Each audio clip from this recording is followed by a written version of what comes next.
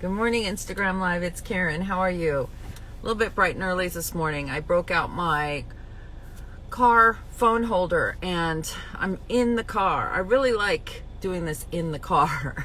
I started it in the car and it just seems to be the best spot for me. Good morning, everybody. Good morning, Carol.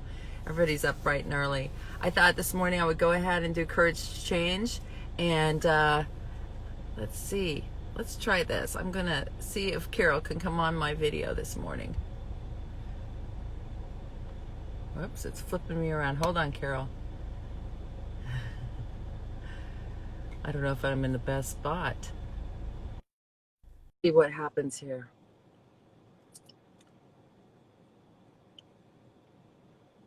See if... Hey, good morning. Well, good morning. How are you? Good. How are you? Good. It's Sally. Hi, Sally. How are you? I'm doing great. Still in bed, but I'm doing good. Good. I hope you're well during this whole thing. I am really well. Good. It's good to see you. Yes, good to see you. I'm going to do the reading this morning and Courage to Change. Great. And you have a fantastic day, okay? You too, dear. All right. Bye-bye. Bye-bye. How fun is that, huh? Yay, Sally. So, Courage to Change. Let's go through it. June 24th. Again, I haven't read it yet. Here we go. We'll do this together. A farmer found a magical flute. Hoping to charm his hens into laying extra eggs, he played the flute to them all day, but at nightfall, he had no more eggs than usual. Later, when asked if he had any success, the farmer replied, "I sure did. It wasn't much of a day for egg laying, but it was a great day for music." In Al-Anon, as in this fable, we learn that success and failure are a matter of perspective. Before coming to Al-Anon, many of us had known a great disappointment because we couldn't cure alcoholism in someone we loved. In time, we began to doubt our ability to take any effective action. We didn't realize that we achieve many successes every day. Our program helps us to recognize how much we have accomplished simply by being willing to walk through the doors of an Al-Anon meeting to ask for help. In spite of difficult circumstances, we now have the opportunity to change long-held behaviors and beliefs. That is a great achievement. Today's reminder, the finest gift I give to ensure my continued recovery is willingness. Each demonstration of willingness, each meeting attended, each Al-Anon tool used is a mark of my success. Okay, I am a big believer of this. This is why I called my blog. And when I first started, you saw it a lot. I don't do it anymore just because, I don't know, things change. But it is the theme of my life is a shift of perception. A shift of perception. That really is... I don't know, all this crap on my phone keeps popping up. So a shift of perception changes everything. Okay. Some people shift their perception with gratitude. Like the minute they start going down the toilet, going down the rabbit hole, if you can start forcing your mind to list off, okay, wait, I have 2 legs, 2 arms, I'm healthy, I have a great spine, right, standing up straight, I can see everything, I got smell, I got taste, right? Everything's okay. I can hear, I can talk, right? I get really down to, sometimes I get so low, I get right down to fundamentals, right? I woke up this morning.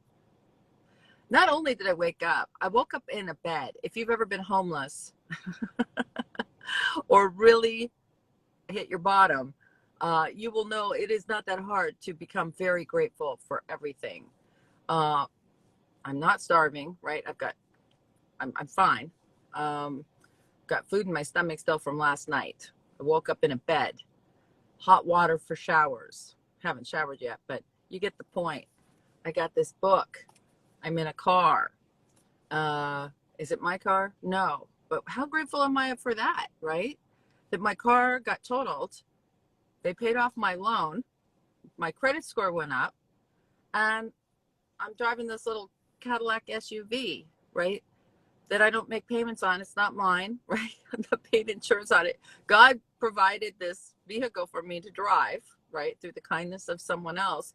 And it was like, oh no, I have to get a car right now, right now. I can't be on this planet without a car. And then I thought, well, why? Why? If I have a car to drive right now, why don't I take the money and pay off my debt? I mean, I'm almost completely debt free, and I don't have a car payment right now. So it's something that wouldn't have been able to happen if my car wouldn't have been totaled. See, shift of perception. How am I going to look at things today? Right? We all have, that's where the power lies. You know what? The acceptance, the serenity prayer, when it says, God, help me accept the things I can't change. The things I can't change are the way you see things, right? The way you handle things, what you're doing.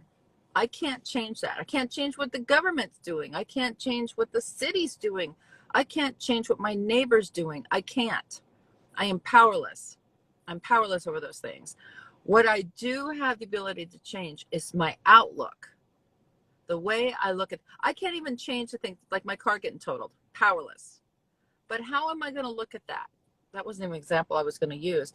I could go on and on about these examples. I'll say another example. And I don't want to sound trite about this because I'm very, very, very concerned about this COVID-19. And I don't think it's over. You know, there's a lot of controversy about that, and I don't want to get into it. But what a bunch of amazing things have happened since that turn of events in the world.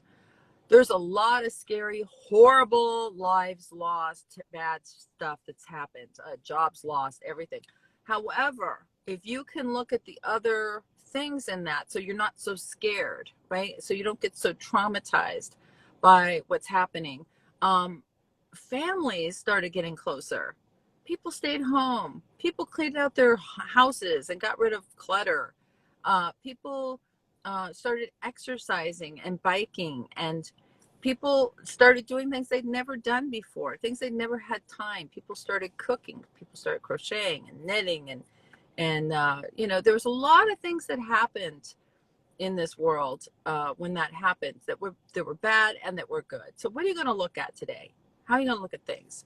I used to tell people in my treatment center, they never got the whole perception thing. You know, that's your perception, I'd say. Oh, this sucks. This sucks. I hate this. Why do we do this? And well, that's just your perception. The rest of us might be happy as fucking clams, right? And they'd say, well, I don't get what you mean, shift of perception. This is obviously dumb, and we should never do this again, right? That's what they'd say. There'd be something like yoga on Wednesdays, and they'd be all, oh, this stupid, you know, bunch of heroin and meth addicts. They want to get off the couch, right? They want to do anything. This is dumb, you know. And I tell them, it's all your perception. It's how you're going to look at things, you know. If I'm looking at this book, right? Here we are. I just read you this book. And you say, this book is mauve. It's mauve. It's mauve. And I say, no, it's not mauve, right? No. Because what I'm looking at is this.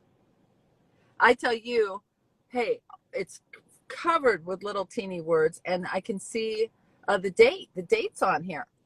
And you're looking at it and you go, there's no date on there. No. There's a date on my side. You see, it's all the way you look at things. And you might not always be right. Right? If I insisted right now that what I'm looking at had a date, and there's a date, you can see the date. Come on now. Can't you see the date? You can't see the date until I turn it around. You know, but I want to be all the time. I want to be right. I want to know that what I see is what I see. And I can't be a little bit flexible to say, okay, maybe you're right too. Maybe you see something else. Maybe that's a mauve book with a brown, you know, little title. And maybe it says courage to change. I don't see it. Not right now. But I believe you, you know. That's that live and let live thing, you know, always having to be right. But the shift of perception, you can use it on anything. You know, you have to, though, try. You have to try. You have to say, okay, this seems really bad. What is good out of this? what possibly could go good, right? What is possibly am I going to gain? And sometimes you don't know. It's called around the corner stuff, I call it, where something happens. Like my car, when my car broke down, it was not, it didn't break down. It got totaled. And that was like major bad. I was like, oh my God. And then I thought, wait a minute, I have insurance. Wait a minute, no one was hurt. No one was hurt. Thank God. Let's get really down to basics here. No one was hurt, right? I had insurance. Yay, right? They got me a rental car. Yay. You know what I mean? There's not to, if that wouldn't have happened, I wouldn't have been doing this little project during the pandemic of paying off my debt like I have, like a banshee, right? Getting my affairs in order. So it actually worked out fine. But in the moment, I would say, no, there's nothing good about this. This is all bad. This is all bad, right? This is horrible. Why did things like this happen to me? You know, that song and dance. And I think that really is what this whole thing is about. Al-Anon, Nar-Anon, AA, NA, is that shit is happening. Shit is going to happen, and I have no control over it. And so if I'm going to ask God for help, I'm not asking for him to change what's going to happen. I'm going to ask him to change my attitude about what's happening, right? Very hard to do when you love someone who's drinking and using or can't stay sober. Very hard. So you have to really look for the good. When you are loving someone who is in their addiction and they are dying, you need a lot of God. You need a lot of God to shift your perception. You need to do the steps so you can look at it. And I'm not sure why, but somebody's trying to reach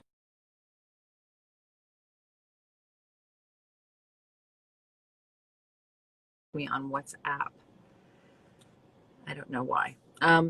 So it's very hard, and you have to have a group of people to help you shift your perception. It's very hard to do yourself when you're terrified and you're scared and you love someone and they're dying.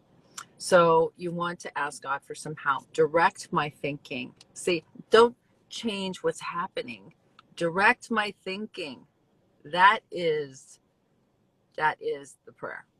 Okay? So someone is just trying to reach me so bad on WhatsApp. I don't understand. So I'm going to go. I love you all. I'll see you tomorrow. Bye.